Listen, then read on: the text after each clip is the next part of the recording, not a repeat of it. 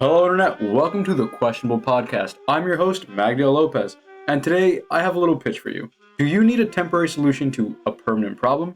Well, I'll direct your attention to adhesive tape and the infinite possibilities adhesive tape can create in your life.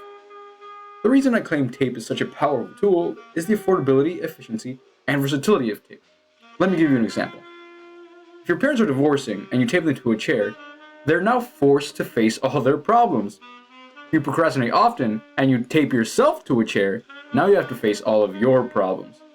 And a single roll of high quality duct tape can range anywhere from $20 to $10. Honestly, that's great value. Now you may be wondering, well, MagDL, if tape has such high value, prove it to me. How has tape helped you? Well, I played football this past fall season, and I got a few injuries that I describe as inconvenient. They weren't really something to complain about. So what I do is go to my athletic coach. We have a few of them on the field, and I just tape them up. I tape them up and walk them off, old traditional football style. It's what you do, man. And you might be wondering, well, why is this important? What are you going to bring to me? There's like 9 more minutes of this. What are you doing? Well, today I'm going to talk about this research study I found on adhesive tape. You might want to buckle your seatbelts, especially if you're an AP teacher.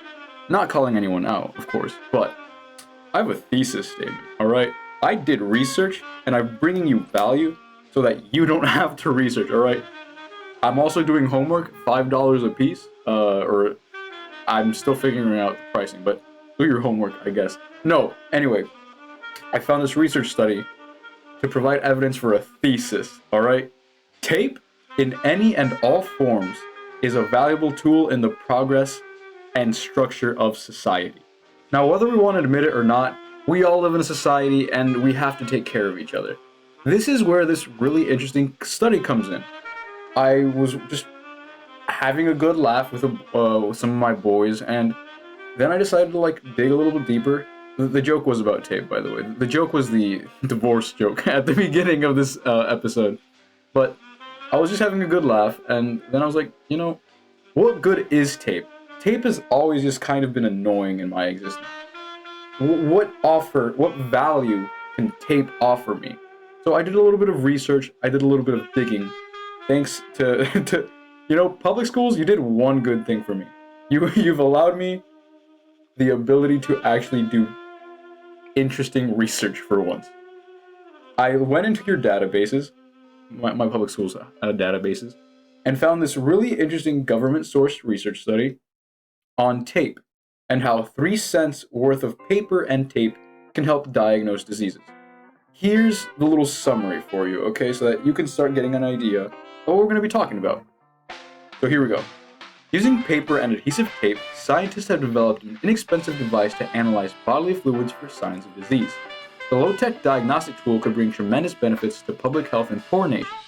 Three-dimensional microfluidic paper analytical device, or 3D micropad, are small, easy to transport, and require no pumps or electricity to use. This makes them appropriate for use in developing countries as diagnostic devices, wrote Harvard University researchers Andres Martinez, Scott Phillips, and George Whitesides on the 16th of December. So that's our summary. What do we take away from this? Well, if you give me some time, and let me think about it, I'll tell you. So I just unpacked a lot on you, but let's take this step by step. First, I want to introduce you to George Whitesides, one of the lead researchers in this experiment. He founded a nonprofit company called Diagnostics for All, which was intended to get this technology to developed countries where diagnostic devices and medical technologies are still very hard to obtain. This is really cool in my opinion because I do have an interest in the medical field, even though some of people who know me will know that's not really my jam, not really my bread and butter. But I really think this is interesting. But what are we talking about? What has this professor at Harvard University built? Well, in order to really understand that, you need a little bit more context. Whitesides went to Africa realizing that they didn't have diagnostic devices for things like high blood sugar, low levels of protein, and just the small things that are usually really expensive even though they kind of seem like very basic necessities. So what Whitesides decides to do is create a low-cost, applicable test system, as they call it. It's just this little piece of paper with tape on it that has a few holes stabbed into it. When you put this little stabbed paper tape into water or any bodily fluid, mostly urine. They've mostly tested this on urine. They're really hoping they can do blood, but mostly they've tested it on urine. And what they can determine from this and putting it into a solvent or solute, I don't remember those terms from IPS. Sorry. Sorry, Mr. Manonek, my bad. They take it, they put it into a solvent. Yes, a solvent. And from the test sample of urine. By the way, I'm doing a really bad at explaining this, but the holes in the tape are what carry the urine into it because of laws of physics and the force of attraction. I don't remember this from IPS either.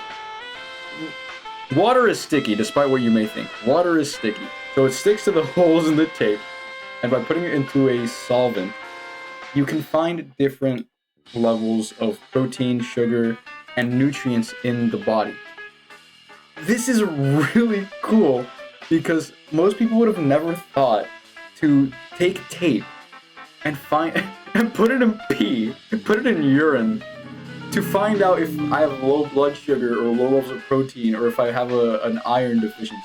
And if you ever have taken a intro to physical science class or like applied sciences, you'll find out that like mostly liquid chemistry is the most important part, and this is all it's about. It's trying to help microbiology, the aspects of life, the study of life that we cannot see, that thing that is really important. Even though we can't see it, it is literally the things that determine whether we live or die, whether we have low blood sugar, low levels of protein, or if we have some kind of vitamin deficiency. These things in survival situations, which most people are not in. But this is why it's important in developing countries. In developing countries, it's important that people know whether or not they have low levels of blood sugar or low levels of protein, or if they're having some kind of deficiency in a micronutrient, because their lives are hard. Their lives are a lot harder. I realize that we don't need this technology, right? I live in America. I don't need this technology myself, but I think it's really cool and should be developed even further because it could really help society progress in developing countries. We can keep developing those countries that are, I wouldn't say misfortuned, but have definitely taken a toll from the course of history. And this technology is, number one, absolutely like outside of the box. Nobody would have thought about this. By the way, Whitesides is the type of man to build a centrifuge out of a $2 egg beater. He just took like an egg beater, more tape, and a bottle, and made a centrifuge, the thing that shakes up blood really, really fast. You might have seen it in Grey's Anatomy. I've never watched Grey's Anatomy. Probably won't ever watch Grey's Anatomy. But that's what it is. It's the thing they put blood in that shakes it really fast. And Whitesides made a centrifuge out of a $2 egg beater. So this is the kind of guy we're dealing with, alright? George Whitesides is on the next level. He has Sigma rule number 69 down to a T. Never conform to society. This man is an absolute G, alright? So what we can figure about, like what you can take away from this is, number one, people are absolutely crazy. But number two, there are still inventions, there are still innovations, and ways to make things more efficient and like available to the public. So if there's anything that you can take away from this, number one, bring value to other people by reducing value, I guess. Like, think outside of the box because you never know what you can bring to others by changing things up a little. Whitesides created something absolutely revolutionary with tape and paper, something that's worth maybe 3 cents. And he started his of a nonprofit company called Diagnostics for All to get this technology out to developing countries that really need it. So I'm not telling you to start a nonprofit company so that we can save the world, but realize there are still opportunities out there for you to do great. There are still opportunities out there for you to help progress society. And you don't even have to progress society, just progress yourself. There are very big opportunities in very small things. So just keep an open mind, think outside the box, and never stop working, alright? This is how I was almost gonna like just cut it off, but this right here, this revolutionary application of just paper and tape is what keeps society progressing. It's what keeps structure in society. Alright? This is how I support my thesis, alright? AP teachers, I know I did a bad job. I'm sorry. I'm not qualified to be in your class. I just applied for them and I got in. I don't know how. Don't look at me, okay? Anyway, guys, I hope you have a great day, great night, just a great rest of your life, alright? Have a great life. Keep working hard.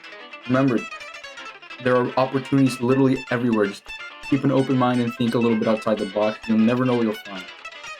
Wake up, live life. It's the only one you got. Peace out, homies.